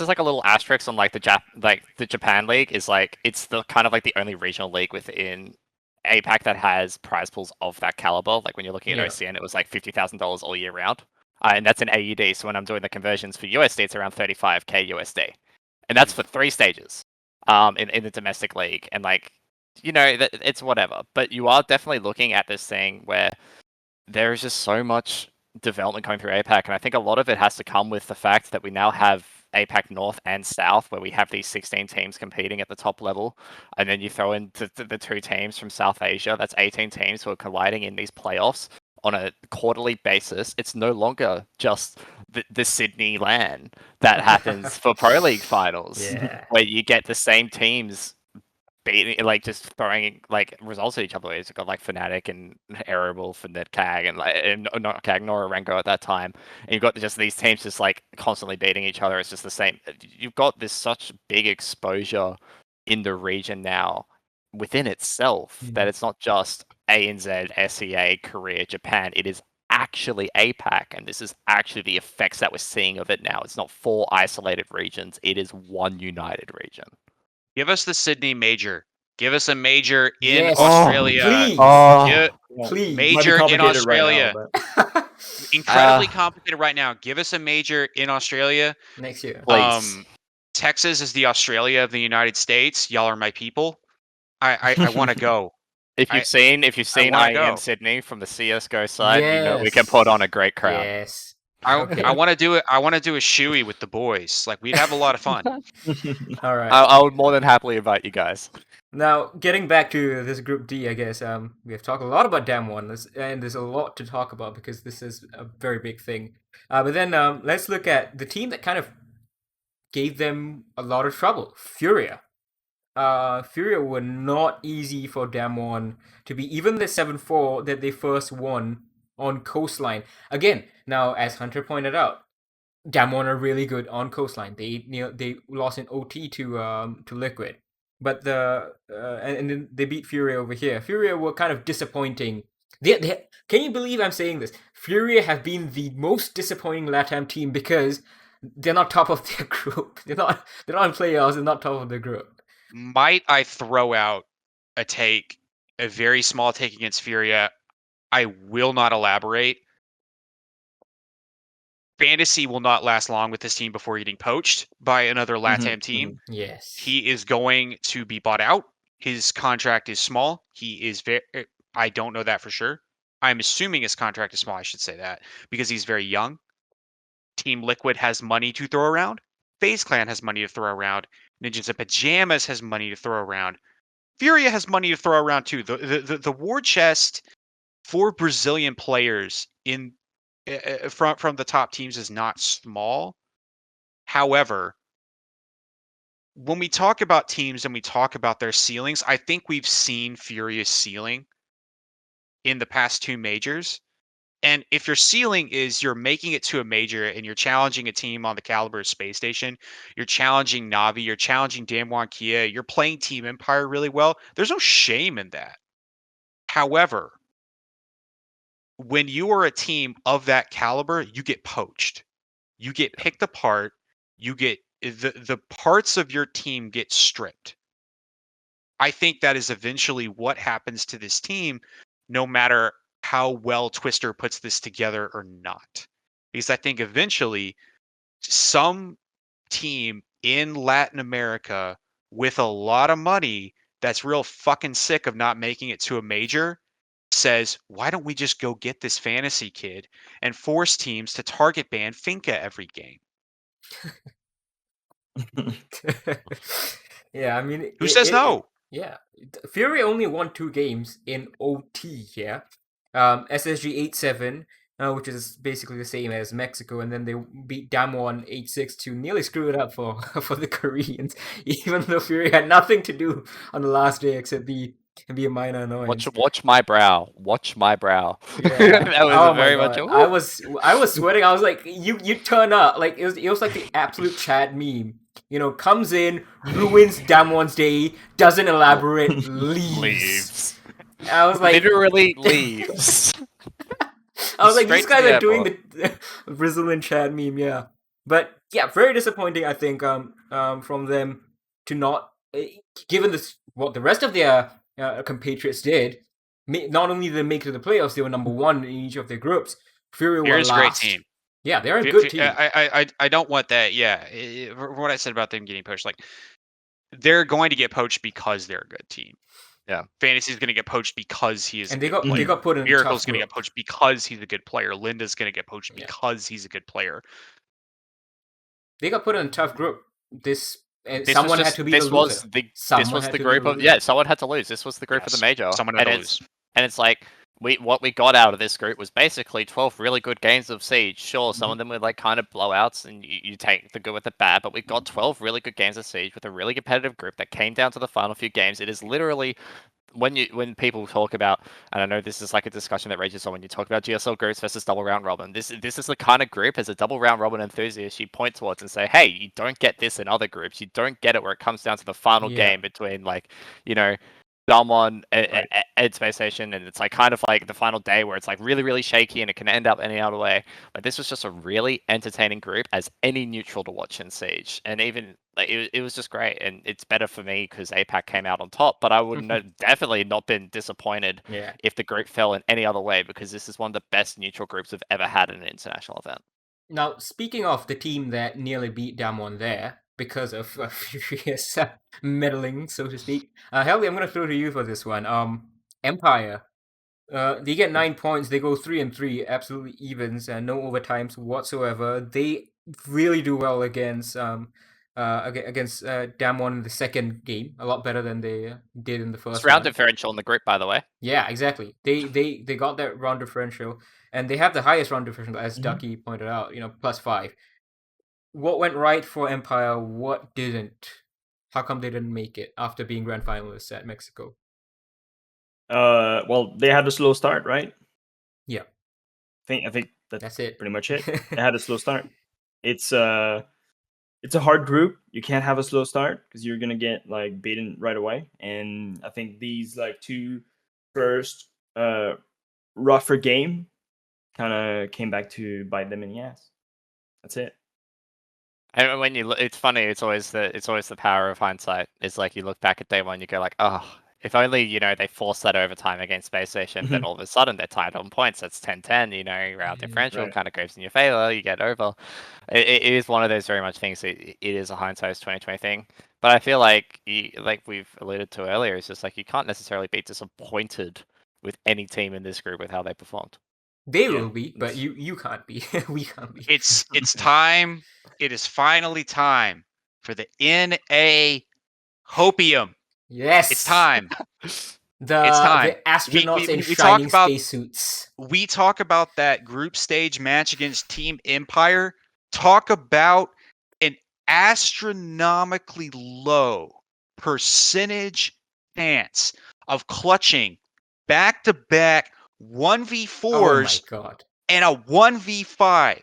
Rampy in our press conference described it as lightning striking twice.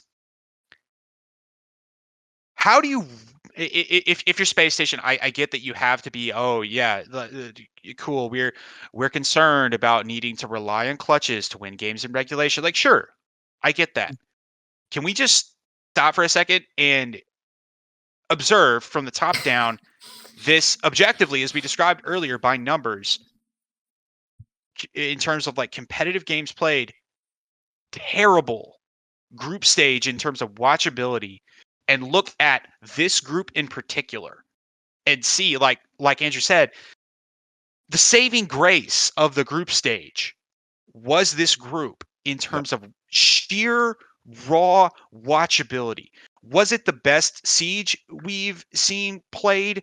I don't think so. But in terms of excitement, this group absolutely carried this group stage. If this group doesn't Best group of guests exist, we've ever had. if this Probably. group does not exist, over half of the overtime games in this group stage are gone. Yeah, that was one every day at least. My bedtime would have been earlier. No, actually, Like, actually, all of their final games were 7-4, 7-5, 7-1. So, but at I the same did- time, it's like it's the storylines that you've got Yeah. heading into the final day, and it's like nothing was really resolved Oh, in yeah. this group, and it was like just good games of Siege. It just felt wholesome and fulfilling to so watch. why can SSG do it and no one else in NA can? Because they're a super team. They're a super team. A team is the fundamental. Fundamentally, what a team is the sum of their parts, right? Mm-hmm. Where do you Same where as you said in North America? before? Yeah. In North America, where do you rate Fultz as an entry player? Where do you rate Rampy as a player? Where do you rate Hot and Cold as a player? Where do you rate Skies as a player? Where do you rate Bosco as a player? When you look at this team and you take stock of North America as a region, if you do not have every single player in Space Station in your top 2 at their roles and at their positions, you're crazy. You're insane. And you're honestly, outside of, I think you could make an argument for a couple of like pretty decent support IGLs in North America at the top flight, not necessarily at the bottom half of the top flight, but the top half of the top flight. I think you can make a case for it. Skies is maybe the only question there, but that's just because of that's also because like Canadian came back and is now in the States. Like, when you take stock of Space Station as a team, it's impossible not to use the term super team. By every single metric known to man, they are the best team in North America. they should be performing on this level. The expectation for them is higher, fundamentally. However, I don't want to belabor this point because this is a point we've already made. Space Station had a solid group stage. Everyone I think most people expected them to make it out at either number 1 or number 2. Hot and Cold had one of the best entry ratings in the world. Just kind of there was a reason why in that one question that was asked in every press conference, and everyone basically said, yeah, Hot and Cold is the MVP of the world, right? Like MVP player in the world right now. There was a reason why that question was pretty universally answered with the same answer of everyone. Yeah. However, what I do want to talk about, and what I do feel is like a very pertinent question, this is one I have for Helbee specifically. Team Empire. Mm-hmm. Does this new meta of Siege, outside of the 20-second meta, this more aggressive style, does this play into their hands, or does it hurt them? Because the big to color this question for our viewers, the thing about Team Empire is that they do the same thing every time. Like you think of a stereotypical like Russian Ivan Drago in the Rocky movies. Like he's just gonna roll over you with technical perfection. You're gonna know exactly what's coming and you can't stop it. Does this new aggressive meta play into that kind of mindset where you're going to do the exact same thing and you can't stop it? Or is this more aggressive, open, more focused on adaptability meta? Will this hurt them in the long run? Because I think that's a very pertinent question, because I can see an argument both ways for helping or hurting.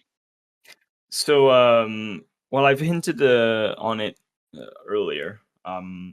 EU kind of evolved out of Empire's supremacy, which was very like step by step, perfect, move up, and out of that, teams started to be more aggressive. You like get a pick on them right away, or you trade, or you challenge right away.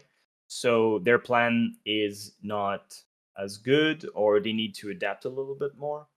So I think it could be harder for them, the opportunistic playstyle. The thing with Empire, though, is they were, and they still are, really, really good at patching the holes. Even if you did exactly the perfect early round, you got a pick or two, it's a 3v5. They were good at rotating around the map, finding solo player, isolating them, getting the kill, and then coming back to the plan. That was their big, big strength. So when you see the amount of clutch they got against, that SSG did against them, it's very atypical of Empire. Usually they can, very well manage this type of stuff, because they can do it like in a number disadvantage. So it's very atypical. Not sure what happened there. It's their problem. They're gonna have to solve it. I have my own. But it's like lightning striking twice. Right. Right. Could have been like, a strike of genius from SSG. Could have been just a bad day for Empire. You don't know. But so for Empire, exactly, it's hard to tell, because like they've been performing well in EU, and EU is very opportunistic. There's a couple teams that play differently, more step by step, a little bit slower, like Secret and Kawana, or even G2 sometimes on attack now is a little bit more slow paced. But so Empire has been doing well against this style just because of their ability to patch the holes. So it's going to be hard to tell. Maybe they can push this style that's a little bit more step by step by this ability to patch, and that's also opportunistic. You just read the game, find like the next step. You just add a step in your step list, which is go kill the isolated player and bring back the numbers, so you can do what you wanted to do anyway. It's just now it's a 3v3 instead of 5v5, so you can still do it. It's going to be a hole somewhere, but you can manage where it's going to be and predict what you're going to need and know. So that's historically what Empire has been really, really good at. So it's like, I guess it's not a conclusion. It's just we're gonna have to see. We need more time. We need more time, and the meta is always changing too, with new operators, with new gadget, with new things. So it's always hard to like come to a close conclusion. If we didn't have any new ops, any new maps, any new stuff for like a full year, maybe we could conclude something. But with the ever-changing meta, it's really hard. Yeah, I guess Definitely. I'm pretty sure that wraps up the group discussion. I do want to ask one thing of everyone before we head out. I guess we'll start with Helbee. Is like, if you were to pick one winner and one loser from the group stages, who would they be? Well, winner, it's probably Damwon. Yeah. I mean, they smashed the Group D. Like, Absolutely. but maybe not smashed because But to it be was still a top close is group. still But crazy. yeah, Top of that group, yeah. exactly. I mean, the loser is probably OXG, but not because of playing, just because they just couldn't play. Yeah. Yeah, for me it would be winner Damwon, and assuming let's not take the two teams who had situation out of control, removing out OXG and IG out of this, because they're big. They're the other than OXG, IG is the biggest loser, right? I would say number 3 would be Furia. I think they just got they are put in another group. They're probably it becomes the group with like 2 LATAM teams to go through something, for example. I think this was just way too hard of a group for them, and yeah, they were probably able to make it playoffs otherwise. I'm gonna break rank here. Mm-hmm. The biggest winner of this group stage is Rogue. Rogue were Good call. blessed. Rogue were blessed by Oxygen not being up to full Right. speed. That meant that they not only were not to shade Chiefs, but I think most people predicted Rogue to beat Chiefs, whether that's fair or not. Mhm. The expectation was after Oxygen lost Foxe that Rogue would almost undoubtedly leave this group. Chiefs played super well. So did Rogue. Here we are. Rogue are out. Not only did Rogue get blessed by Foxe not being able to attend, they may have. It essentially kept their hopes of qualifying for the 6 Invitational on SI points alive. If Rogue does not win their quarterfinal game, they will have to play in the open qualifier in Europe for SI, It's not gonna be which easy. through all of our reporting, we have ascertained that the European Open qualifier is the most cutthroat out To of help it. all of the regions. Yeah. There are so many good European challenger teams. Makers are going to be in this. Makers couldn't even win EU Challenger League. And that's a team that won a best of 3 series at the goddamn 6 Invitational in 2021. Against the team who was at this major, against the then roster of Cloud9, wasn't it? It was Sandbox. Europe is cutthroat right now. Rogue were the winners of this group stage basically because they were essentially a gift just showed up on their doorstep, and they're able to actually have a significantly better chance of qualifying for SI without having to go through that Viper's pit of EU. The big loser is all of North America. Yep.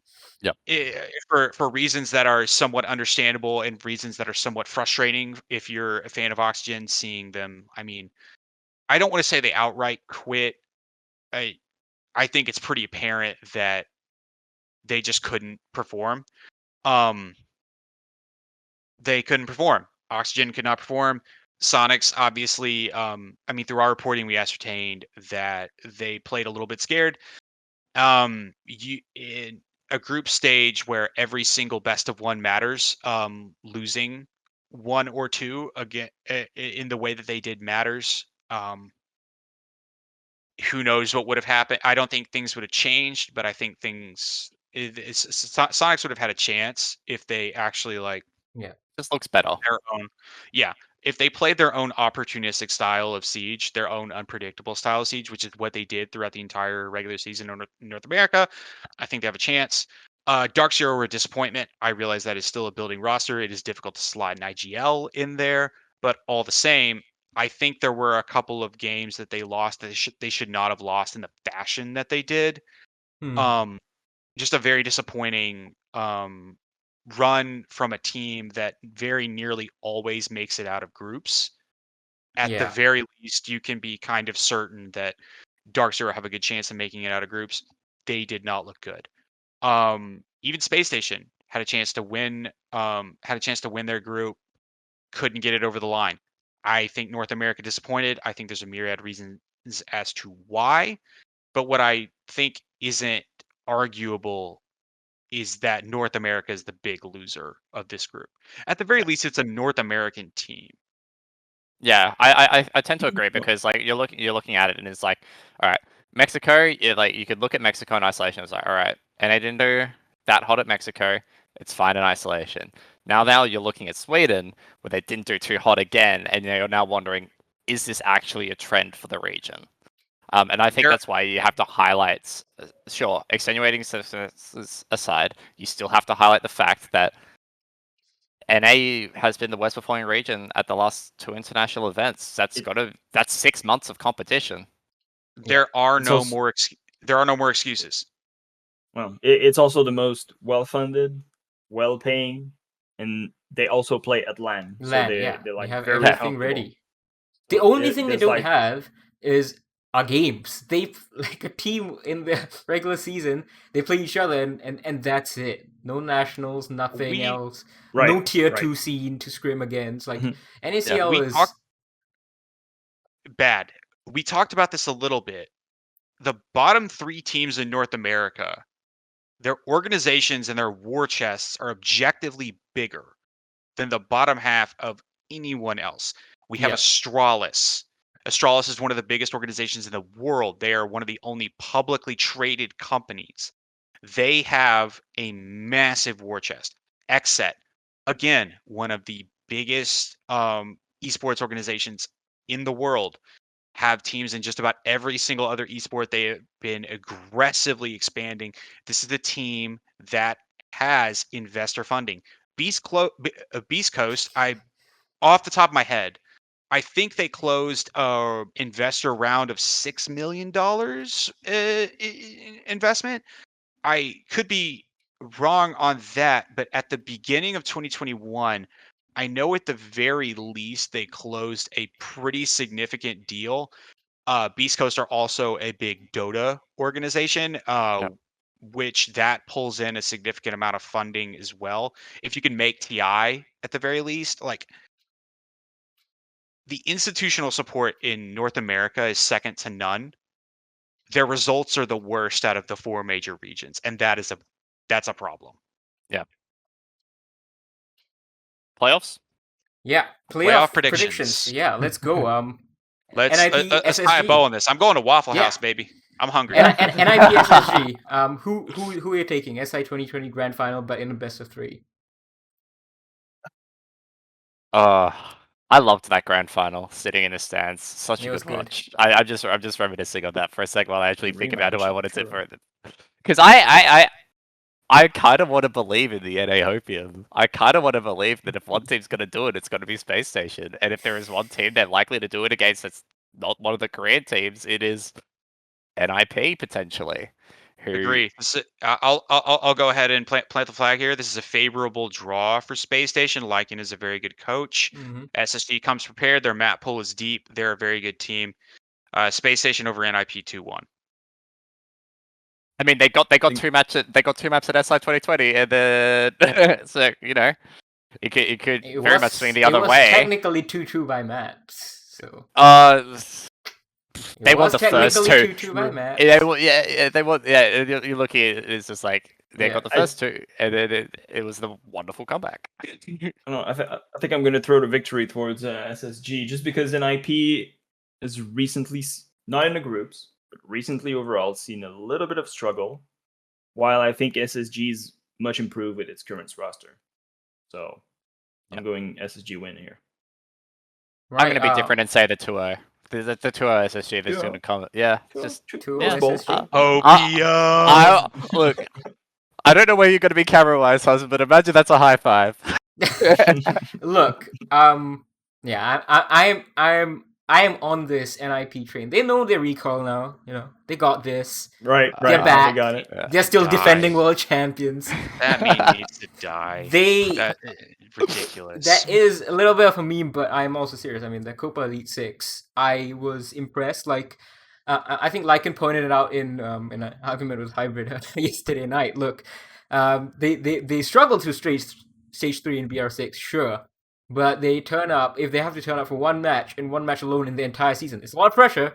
They have to turn up, and they do. They smack Liquid, and I know Liquid's in the rebuild, but whatever. They have to do it, and they did. And they come in here, they top their group as well, and they beat BDS in the time that they really need to beat BDS, and then after that is pretty okay. And look, if you remember, their SI21 groups weren't very rock solid either. Like their games were close, some of them, even though they were very good in the group stage overall. So I think this will be a similar kind of run from them. But yeah, next one, Team 1 versus Rogue. Who makes it, TSM or Rogue to SI? Oh man, you have to think TSM makes it to SI, and the Team 1 just kind of pushes Rogue aside. It's the logical answer. Obviously, you can definitely have your heart in one place, but I think the logical answer is that Team 1 is most certainly primed to look at getting a back-to-back major title. They've shown a lot of life, and I don't think Rogue is necessarily looking forward to the fact that they have to face the uphill battle against a major finalist to try to even think about qualifying for SI. Yeah. Helbee? I'm gonna go with Team 1 too, just because Rogue has had a group that had some particularity. If Rogue was coming out of a group, it was probably this group. Yeah. It's also, you know, playoff, new stage, maybe a little bit of pressure. Are we going to see the Rogue that's playing weightless and just with no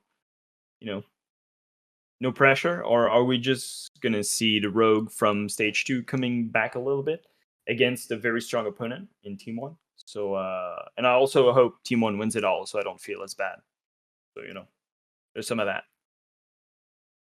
So, please correct me if I'm wrong.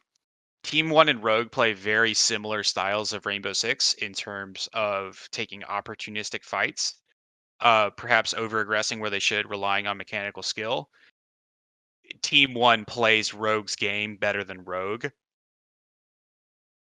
2-0. I think it's fair, yeah. Team 1. But Alamao is really like a free element in T1. He's going to rotate 5 times around the map and just try to find a hole somewhere. Yeah. This is a very... If it had been a different Latin American team, I think Rogue would have had more hope. Team 1 plays Rogue's style of Siege better than Rogue does. This is a bad draw. Yeah. This is a very, very rough draw for a Rogue team that I'm pretty high on.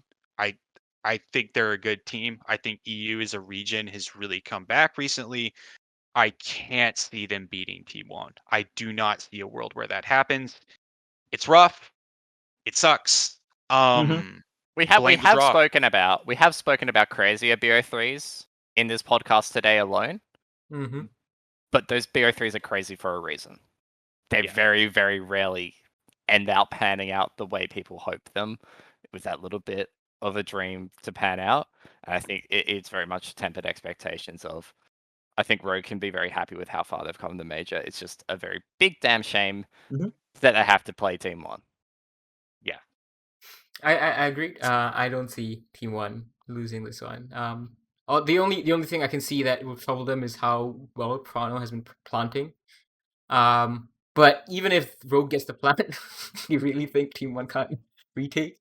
Yeah, I think Prano might be a top 5 player in EU right now. Yeah, but I think just based on the last stage alone, based on how he's been performing on LAN, he might be a top 5 player in EU. His addition and Rogue's subsequent improvement really cannot be overlooked when we talk about this roster.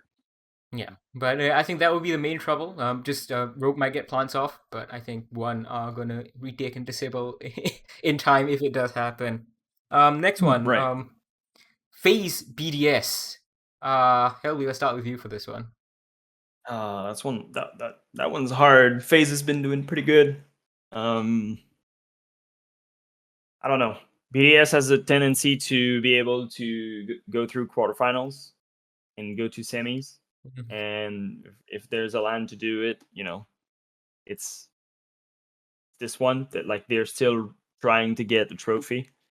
So I'll go with BDS, support the EU region a little bit. Though it's gonna be a 2-1 for sure. Like I don't see this game not being close. Triple overtime. It's gonna be a close game. I think we might find a way to tie a BO3. I think this is if this is the one series that we find if it's possible to tie a BO3, this is going to be one of the. And I really hate how you cut it off your sentence there of like, yeah, they make it to semis and then what happens because APAC make it there. APAC pushes through that. Well, look, BDS has had a similar problem historically. It's been BO3 map pool. Yeah. When you played against BDS, you knew exactly how the map ban was going to go, and you could, prepare accordingly or try to force some map. So that's been historically their problem. Now they say their map pool is fixed. We're going to see. That's basically it. Historically, BDS during their run of dominance in the EU region, they have never even sniffed the finals of an international event. They have not made it this far. I am not saying that BDS are frauds. They're clearly like a very, very good team. I can't see a world where they don't at least challenge Faze Clan. And I agree that it's going to be 2-1 either way. But I think Faze pull this off. LATAM is so goddamn strong right now. I have to agree with Hunter there. It's just like it's not even just LATAM is so damn strong. Like we were just talking about earlier, like an hour ago. Faze had one of the group runs, the best group runs you could ever ask for. And sure, there's a day break now. Some people consider that in international tournaments to be a momentum breaker, but you can like Faze. I mean, they got their momentum broken by Rogue, and they got their momentum broken. Yeah, like they went 14-0. Like you're never gonna hear about that very often. I feel like just purely off the fact that we're talking about a group that has just come a team that has come so hot off of groups that it is very hard to discount them against a BDS, like we've said earlier, that they might say their map pool has been fixed, but you don't really know until you try it on a major stage. Yeah. Speaking of map pool, I just had a quick look at the stats. So really, they are not very hot on Villa and Oregon. 2 plays each in the past 6 months. Consolate, that one's out. Chalet 3 plays as well. They're good at Coastline. They're good at Bank. They're very good at Bank. With 100% in this past 6 months, and Clubhouse as well, 100%. 5 plays each. Coastline was 7. Cafe, they are 75%. They won 3 out of 4. So I guess Chalet, Villa, Oregon. If FaZe kind of gets into this trap of playing Chalet, Villa, Oregon, then it really depends. As you said, it's going to be so close that the map ban phase is going to be very, very decisive, and this will be fine margins on any map. But if there is going to be a win kind of thing condition, there's going to be it's going to be coming the map phase, and FaZe is good at Clubhouse too. They got 5 plays, 100% win rate, and the problem for BDS here is that Villa and Oregon are both FaZe maps, and FaZe was going to pick one of them. No matter what BDS does, one of them is going to get played, whatever happens, and they might settle on Cafe as a middle ground one option. So we'll see what happens over there. But I have to go. I think FaZe is just going to be able to drive up that mental pressure, and they're going to take it. We lost Hunter for a little bit. Something's going on in this place. Don't know what he's doing. We can continue the podcast without him. Yeah. What has he done? What has he done? We don't need a second host over here.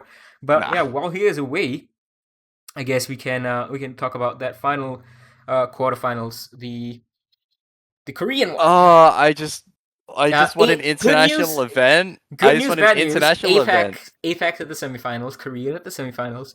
Bad news is they will only get one best of 3. Maybe, realistically, they're only going to get one best of 3 of experience.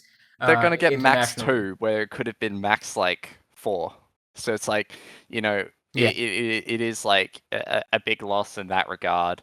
We've already But who do talked you about think? like the APAC Hell in a Yeah. Cell in that regard. The one thing I guess I necessarily want to draw in is I'm just getting Milan flashbacks. I'm getting SI19 flashbacks.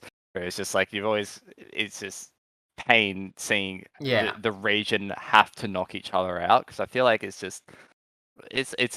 also the first time it's of the same sub-region as well, which is so much more important in APAC.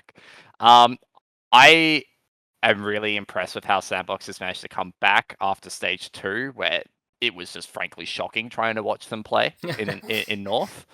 Win all your entries, lose everything else. Yeah, it was just so painful trying to watch them. Yeah.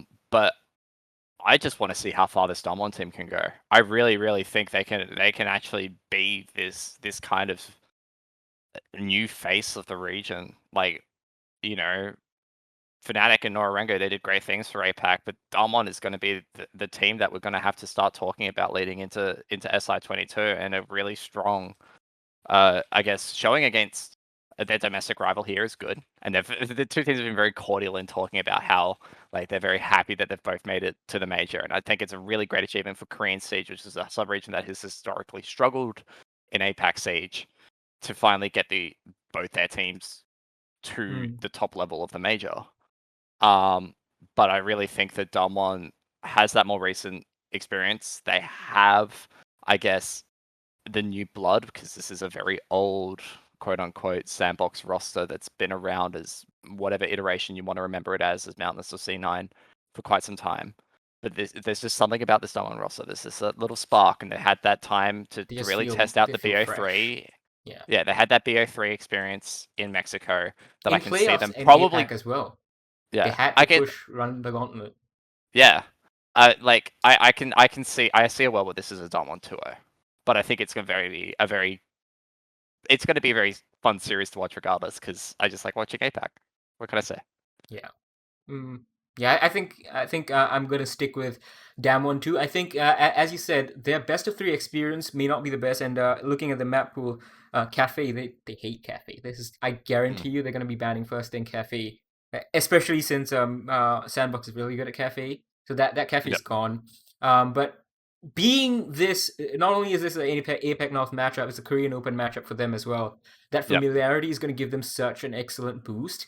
And Sandbox swings both ways. Yeah, but I think as far as the way that Damwon handles pressure, I think is way superior. Sandbox historically has been a very bad team handling pressure, and this is going to be pressure because they have always been, as you said, the team in APAC. They have been there since before APAC even had a formal competitive scene.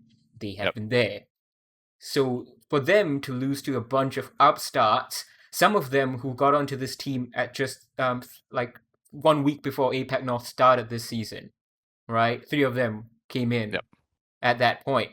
They are going to feel the pressure. They want to set down the law. They want to lay down the law. We are the Korean team. And I think that is going to hurt them. Helbee? It's well, for me, there's 2 teams. I think Damwon is more likely to win semis than Sandbox, if either team gets there. So between each other, I think it's really hard to say. But since I think Damwon is more likely to win semis, then I want to see Damwon go, just to properly test APAC BO3 and see APAC shine. Because if they win semis and go in the final, that'd be a first, and that'd be good. Nora was close. They were very close. They nearly did it against Empire. Empire was scared of Walker. And they Nora dropped the ball. Mm-hmm. Hunter. Korean Hell in a Cell. Sorry for my absence. Someone was knocking at my door. It's 4 a.m. That's not creepy. Was it your Waffle House order? No, and unfortunately they don't deliver. I'm gonna break rank here. The last time these 2 rosters played each other, it was Mantis FPS in APAC Stage 3. Mantis won 7-1. These are two teams that are What incredibly map was that? Oregon. Yeah, that makes sense. These two teams are incredibly familiar with each other. I think a big part of Damwon Kia's success is the constant underestimation they've received at every single turn. That is not something that will happen with Sandbox. Yeah. I think this one's close. I think Sandbox takes it. I think that's the better overall roster with a lot with more international experience, That is true. more experience in pressure-filled situations. Sandbox are a good team as well. I don't think they make it past the quarters, but I think they upset Damwon here. Fair enough. Now, given the semifinals, let's quickly run through those. Given what you guys have given us, so Dvcky, you gave us Space Station Team 1 for that semifinal. one. Team 1. All right, Team Yep. 1. Helbee, you gave us Space Station Team 1 as well. Team 1. I think I'll go with Team 1 again. Yeah. Hunter, the same. SSG 1. No, Hopium. Hopium. Hopium. Yeah. In a good way. Opium. Ride or die. I think Team 1 is obviously an incredibly good team. Alamau may end up at the end of his career being the best player that has ever come out of Brazil, which is a goddamn achievement. He's almost inarguably the best player in the world right now. Team 1 is not just him. They're a very good team. But I think something that Space Station excel at is isolating and shutting down power players. Yeah. I think that's a pretty good I think if any team is set up and organized in a way to combat Team 1 internationally out of the teams that remain in this tournament, it's Space Station. It's a 2-1. It's close, et cetera, et cetera, et cetera. If it comes down to that, I'm hopping back on the NA bias train. Give me Space Station. All right. Yeah. For me, I was going to kind of buck the trend. I said NIP would win that first quarterfinal against SSG, and I'm going to stick on the NIP train. I genuinely believe in this team right now. I felt it at SI21. I just even after their okay-ish, not like a world-beating instantly. You can see that group stage is a world-beating team, but I felt it at SI21. I thought they would be smarting after SI20, and they did. They came back, and I think NIP are going to be very, very, very pissed off at their stage 2. They're going to be very pissed off that they had recall jokes made at them, which is their fault, but they will be mad. And I think that the same reason you use Hunter for Sandbox, I'm going to use for NIP. These guys, they are literal defending world champions. They have way more experience than Team 1. They have figured out what was going wrong previously in the whole of Stage 3. And they are going to be here, and they're going to win their semifinal against Team 1. But I guess now the next one, the other semifinal, I don't think that's a question for anyone, is it? It's whoever won your Faze BDS quarterfinal is going to be making it. I really want to get hard on that Hopium. I really, really do. Do you? I just love to as well. I just cannot mentally justify it. Like, you can look at this from any which way. You can be like, oh, maybe it's the perfect map veto for either one of Sandbox. It's the perfect map veto. They're feeling it. I'm just at the end of the day, and I'm gonna keep harping on about this. It will be an experience gap. Like, you're looking at two teams that have a lot of international experience. Sure, international experience and the levels they get to varied, but it's way more than what both Damwon and Sandbox have. Yeah. And I feel like that this is just, if we're going to use the quotes that the Chiefs use in the presser, this is a great time for them to gain experience. And it will be. I hope it's close. I can say that. Yeah. But there's no world where I obviously tipped Faze to get out of that one. I just don't see a world where Faze loses a BO3. If it was 3 separate BO1s. Separate BO1s, yeah, with their own map veto. If you're running it back on like Club or another map that like Damwon Key or Sandbox are good at, I think there's logical justification to take it. This is not a team we have seen perform, or this is not a region we have seen perform in BO3s outside of Fnatic. Yep. History doesn't justify it. Current results doesn't justify it. I would love to be able to take either Sandbox or Damwon.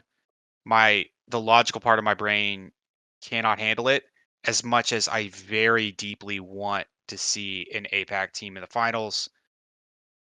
This is Faze Clan. I think Agreed. this side of the bracket is Faze Clans to lose. Although and I agree, it's probably gonna be Faze Clan, but I just want to point out that I think Rin is either a witch or he's Cinderella, because he's been wishing for things, and they've been outrageous, and they've been coming true. So he wished to play Space Station. He got to play Space Station. He beat them twice. He wished that Sandbox would recover from Stage 2 and come and attend the major with them. He got that wish.